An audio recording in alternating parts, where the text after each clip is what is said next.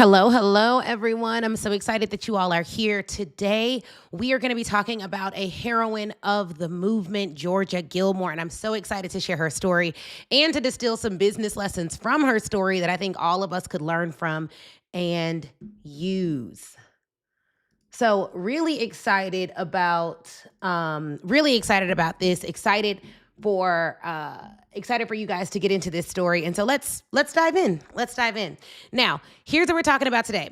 If you've ever been told, like, to wait your turn, don't say anything, don't speak up for yourself, or if right now, present day, you are literally trying to figure out whether or not you should be speaking up for yourself in times like this, like there may be something you want to speak about right now that you are holding off on speaking about because you are scared, this is going to be the live video for you. I think that you're going to get a lot of value out of today, so tune in.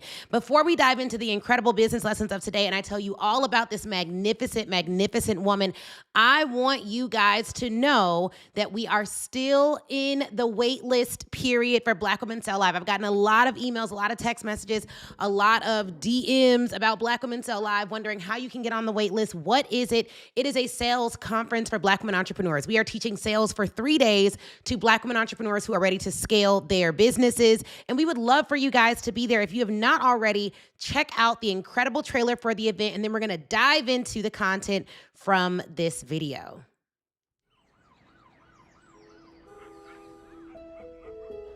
Mary Ellen Pleasant.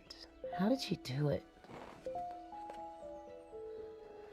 Oh, I wish I could just screw myself.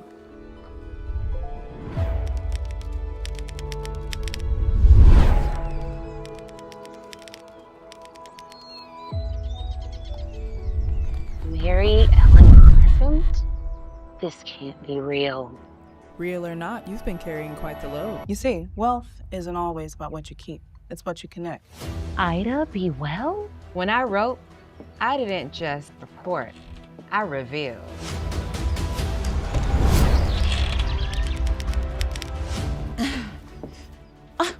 Right on time. So it wasn't luck. It was strategy. We have always been so innovative. You're not starting something new, you're continuing something sacred. I want to teach every Black woman business owner in the world about it. When I started this company, it wasn't just about selling hair care. It was about dignity, independence, community. That's what real marketing does. It doesn't just sell, it lives.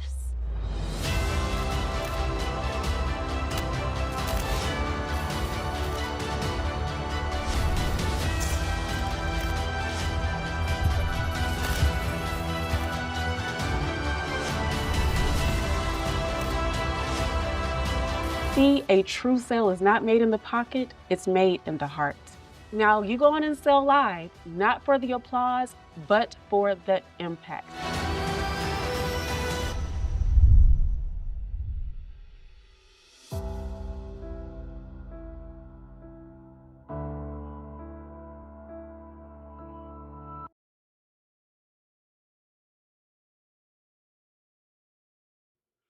All right, guys, we are back.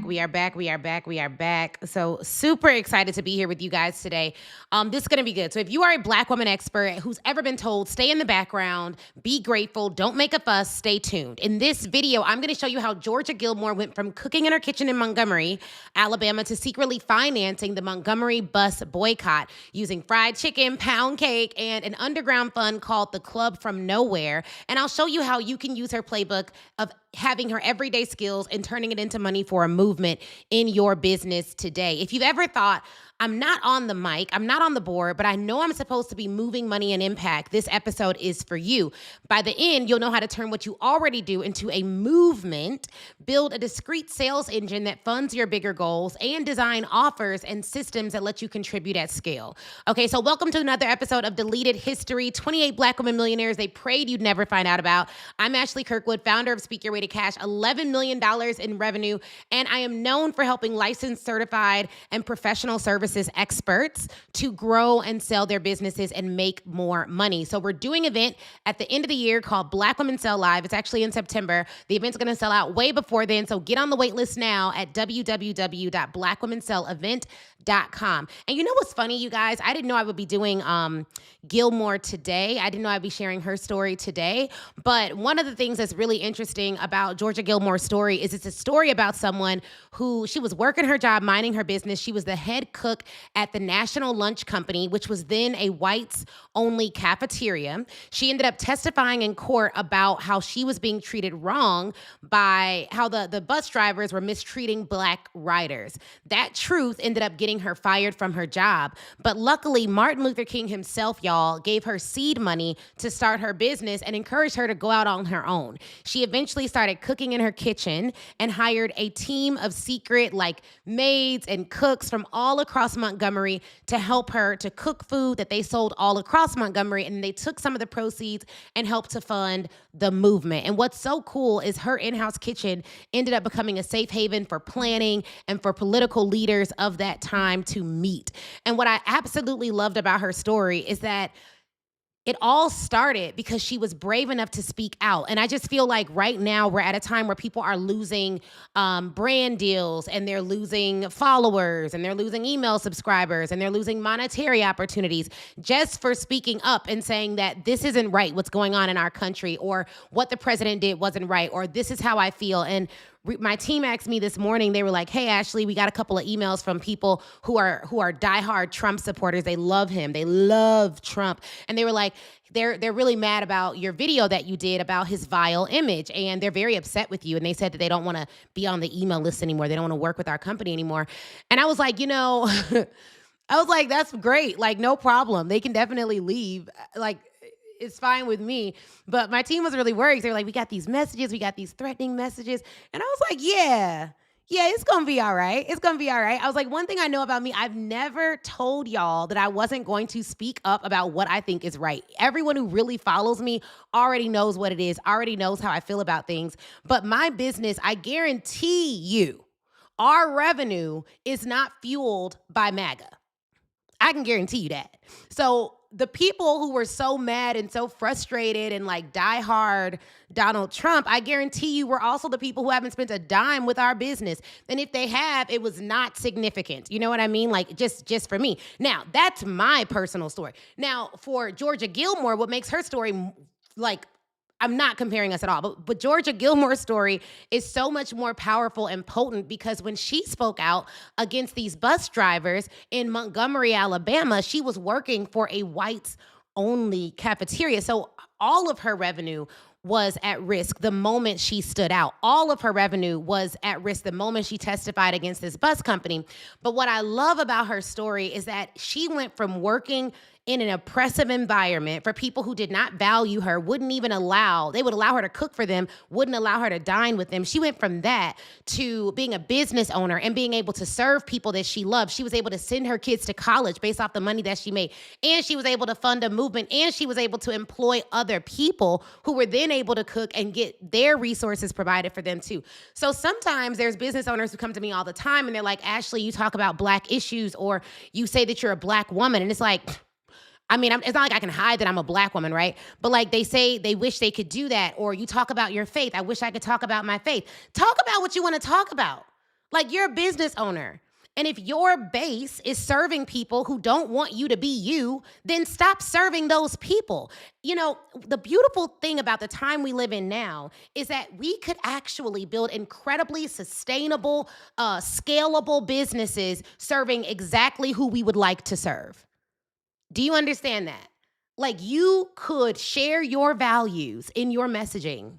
And in the event that people don't like your values, they could choose not to work with you. But in the event that they do like your values, they could choose to work with you, which means that if you share your values, one of the benefits of it is you attract values-aligned customers. Now, that does not mean that all of my customers vote the same way. It doesn't mean that I would kick out a customer if I found out they voted a different way. I don't really believe in that, and I'm not party loyal. So I'm not Democrat loyal or Republican loyal. But what I am is justice loyal, and I am Black loyal. Like, I really am. So like, if it's going to be between me sharing my values and attracting people who are like, I don't want you talking about that, well then you can go.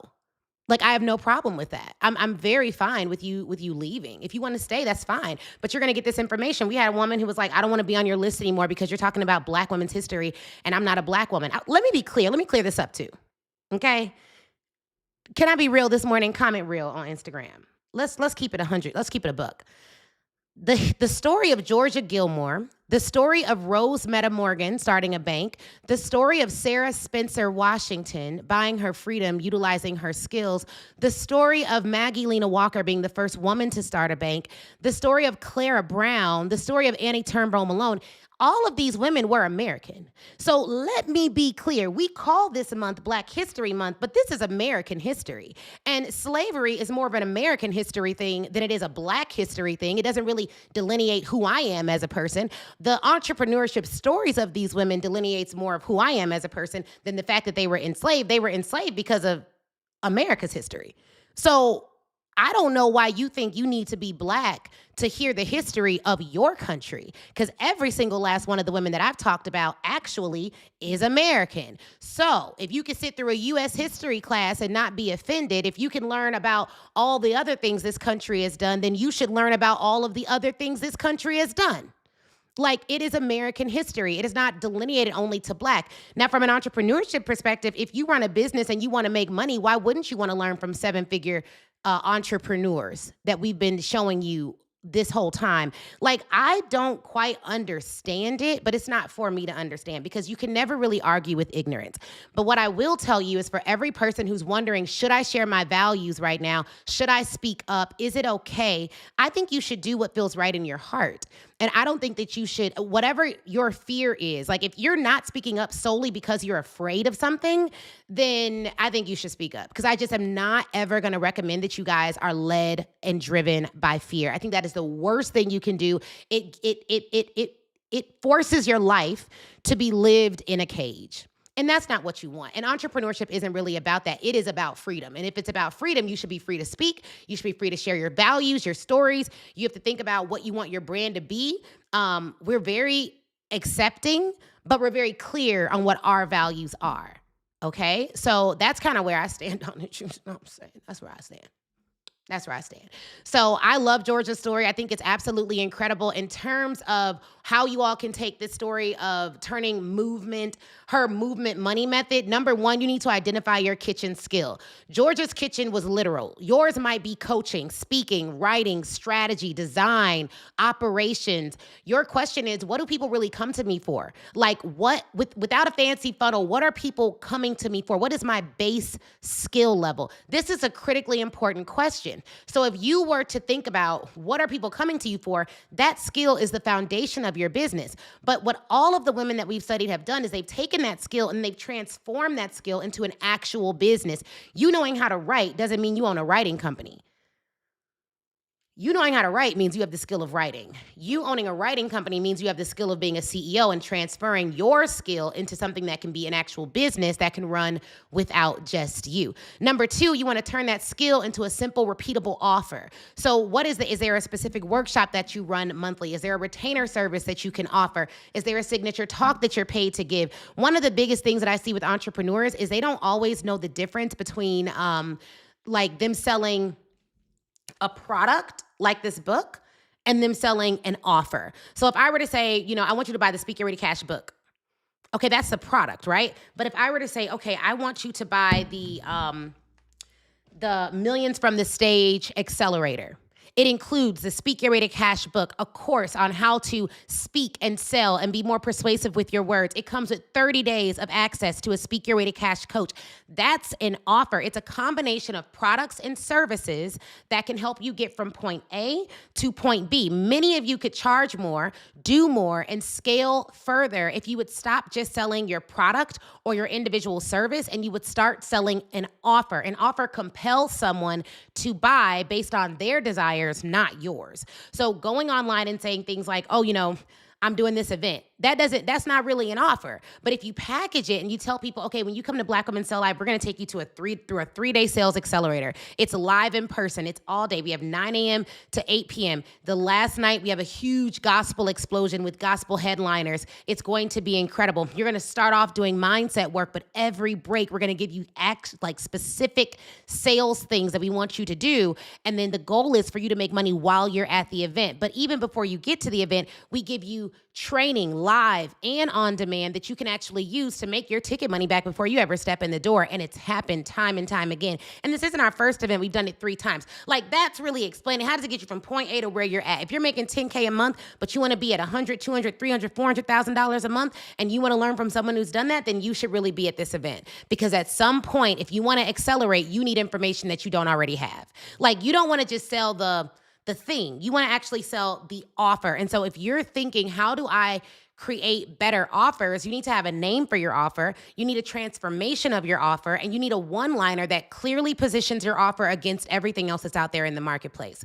And then 3, assign profits a purpose. There are some of you that are very heart-centered entrepreneurs. If that's you, comment heart. And I love that for you. And what I want you to do with that is I want you to think, okay, for every $50,000 I make, I'm going to donate X. And when you're setting your revenue goals, one of the things that we did this year is we set our revenue goals, we set our giving goals, we set our philanthropic goals. So we knew how much money we wanted to give to all the causes that we care about. And I wanted to make this announcement too. If you are someone who knows someone who is on the front lines of giving legal services to people who are unjustly detained by ICE, can you please email me, because I'm looking for an organization to support that does that. And if you have any other organizations that are on the front lines of justice initiatives, I know Chicago Appleseed was one that I was affiliated with when I was in Chicago. But if you have other organizations that are doing great work, please email Ashley at ashleynicolekirkwood.com so that we can put together a list. And then when our audience asks, like, where should we be giving our money, we can vet these organizations and then provide a list of organizations that we vetted that are solid, that are going to do the right thing with the money. Because I do think that a big thing that's going to come out of Black Women Sell Live in this series and how we're moving this year is we're going to be able to do more for good organizations. And I'm really excited about it. But I want to make sure I have a good list so that even when I choose my organizations, I can give people some options of where they can send money that will actually be used for the cause that we want it to be used for. Okay. So that's my ask. All right. So you want to assign profits a purpose. So name your club from nowhere. One of the things that Georgia Gilmore did that I wanted to point out is she actually, when she donated the money, she never wanted people to be able to know the exact source of the money. So she formed a group of women and she called it the Club from Nowhere. And she would donate the money and actually donate the money under the name Nowhere. So when she would actually donate money, no one knew where it was coming from. No one knew who it was, which kept her safe. And it actually kept the movement's revenue stream safe because, as you all know, the FBI and the American government was all up in their business and was trying to catch them up. And if you can stop the money flow to these movements, you can also stop the movement itself, okay? So hopefully that's helpful as well. Like, some things we do publicly, some things we do privately. But I love that lesson from her of being deliberate about that as well. So when you're thinking about how to apply it, you're going to get your offer. You're going to rally your own club. Who are co-sellers, affiliates, ambassadors, partners, people that you can work with to get your message out there. And then 5, you don't have to be the most visible person in the movement to be one of the most vital. Like, really keep in mind that there is something that we all can do when we are faced with injustice, and everyone has a different role to play. And I don't think anyone should feel guilty about their role or you know, big eyes, little T's, that kind of thing. But I do think that there are a lot of people right now who are wondering, should I be speaking out? Should I be talking up about these issues? Should I be on the front lines? And I personally believe, and this is, if you don't remember anything else, remember this: if the only reason you're not saying something is because you're scared, that means you're being led by fear, and that's probably the wrong decision. But if you have a strategic reason not to share, you genuinely just don't want to share, I don't think you should feel forced into anything. But if the only reason you're not, like, you want to do it, but you're just scared, you might as well go on ahead and get over that, because that's the same fear that kept you straightening your hair in corporate when you didn't want to, wearing black, blue, and gray when you wanted to wear pink. Like, all of those, like, your company is your environment. And if you don't like it, it is on you. Change it, okay? I think about that often. Like, I am going to change. I'm not going to go to work when I'm the boss and dislike my workplace. And I'm not going to be muffling my voice. I think there's wisdom. There's ways you do things. There's some strategy to that. There's a level of being shrewd that you have to exercise. But yeah, no, we're not doing that. We're not doing that. We're not doing that. If we don't like something and we want to speak out about it, that's fine. And I want values aligned clients. We don't have to all have the same political party or the same belief systems, but we do need to have similar values, and or you at least need to be fine with mine, because mine are not changing, okay? So hopefully you all got something out of this. If you want to read more about her, go to my LinkedIn. I've shared her story and so many others. Every single day I'm showing up live for you guys doing this series, talking about these women. They are absolutely incredible, and I want you to get your ticket for Black Women Sell Live. Now, you can't get your ticket if you're not on the wait list, so go to blackwomensellavent.com. If you're not sure what that is, check out our trailer.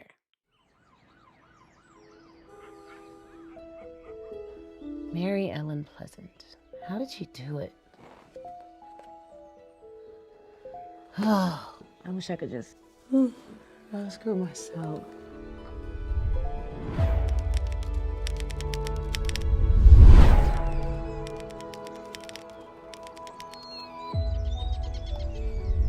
Mary Ellen Pleasant? This can't be real. Real or not, you've been carrying quite the load. You see, wealth isn't always about what you keep, it's what you connect. Ida B. Well? When I wrote, I didn't just report, I revealed.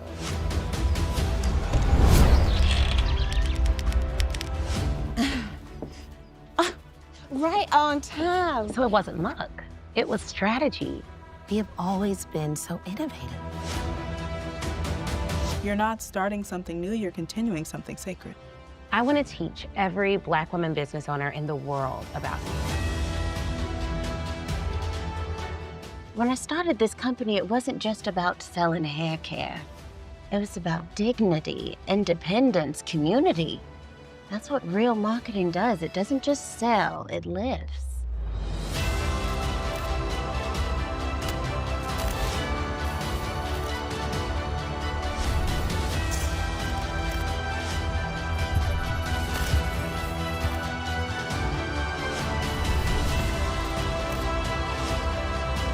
See, a true sale is not made in the pocket, it's made in the heart. Now, you go on and sell live, not for the applause, but for the impact.